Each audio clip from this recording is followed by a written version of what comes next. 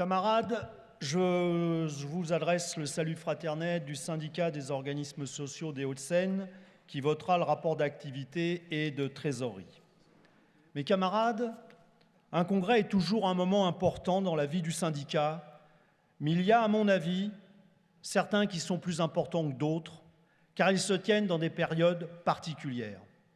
Et je pense que c'est le cas de notre congrès, qui se situe dans une période marquée par une offensive générale contre tous les droits acquis et conquête de la classe ouvrière, mais aussi dans un climat de marche à la guerre. Le 18 juillet 2025, l'ancienne ministre de la Santé Vautrin, devenue depuis ministre des Armées, a adressé une lettre au directeur des ARS pour demander aux hôpitaux de se tenir prêts à un potentiel conflit d'ici au mois de mars 2026 afin d'accueillir 10 000 à 50 000 militaires blessés. Le 22 octobre dernier, le général Mandon, chef d'état-major des armées françaises, a déclaré lors d'une audition parlementaire que la France devait se préparer, je cite, « pour le choc dans 3-4 ans avec la Russie ». Actuellement, en Allemagne, il y a un débat concernant une réforme du service militaire visant à instaurer un tirage au sort pour augmenter le nombre de soldats, compte tenu qu'il n'y a pas assez de volontaires. Quant à la Pologne, elle veut proposer des formations militaires à 100 000 volontaires par an pour accroître les réserves militaires du pays. Pour sa part, la Suède a édité l'année dernière un livret à destination de la population de préparation à la guerre avec des conseils sur l'attitude à avoir en cas de conflit et pour se constituer un kit de survie. D'autre part, quand tous les gouvernements augmentent leur budget de défense, ce n'est pas pour rien. Tous ces éléments sont des signes qui ne trompent pas. La France a consacré 50,5 milliards de budget à la défense en 2025. Il est prévu de l'augmenter de 7 milliards en 2026 pour atteindre 57 milliards, puis 63 milliards en 2027. Pour financer l'armée, il n'y a pas de problème. Le gouvernement trouve les milliards nécessaires à la guerre au détriment des hôpitaux, de l'éducation nationale, de la santé, de la sécu, des services publics.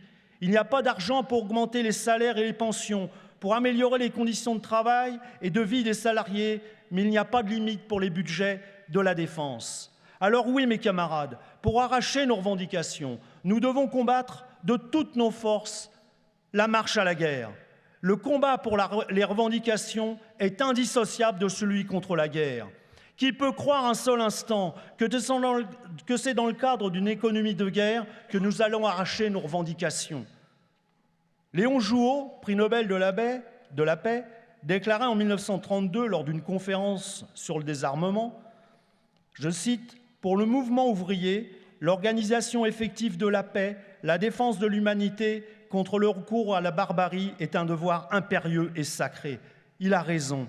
C'est effectivement notre devoir de syndicalistes de la CGT-FO de tout mettre en œuvre pour arrêter la marche à la guerre et de continuer à combattre pour le cessez-le-feu en Ukraine et partout dans le monde. Il faut que les armes se taisent.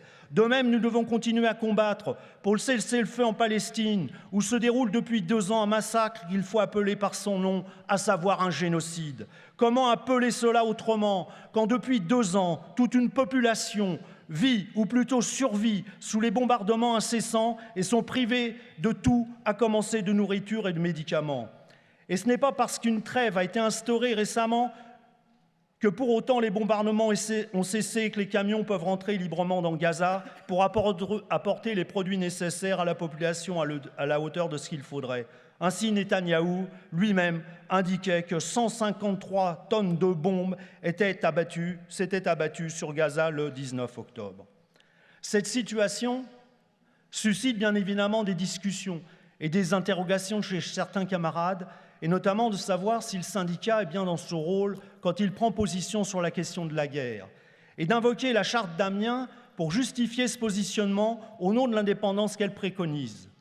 Je pense que ces camarades se trompent, car si la charte d'Amiens revendique bien l'indépendance à laquelle nous sommes tous très attachés, elle précise aussi, je cite, « Le Congrès considère que cette déclaration est une reconnaissance de la lutte des classes qui oppose sur le terrain économique les travailleurs en révolte contre toutes les formes d'exploitation et d'oppression, tant matérielle que morale, mises en œuvre par la classe capitaliste contre la classe ouvrière. » On conviendra, je pense, mes chers camarades, que la guerre est la forme la plus horrible d'exploitation et d'oppression tant matérielle que morale exercée par la classe capitaliste contre la classe ouvrière, et qui a très bien résumé Paul Valéry dans cette fameuse citation, la guerre, je cite, un massacre de gens qui ne se connaissent pas au profit de gens qui se connaissent mais qui ne se massacrent pas.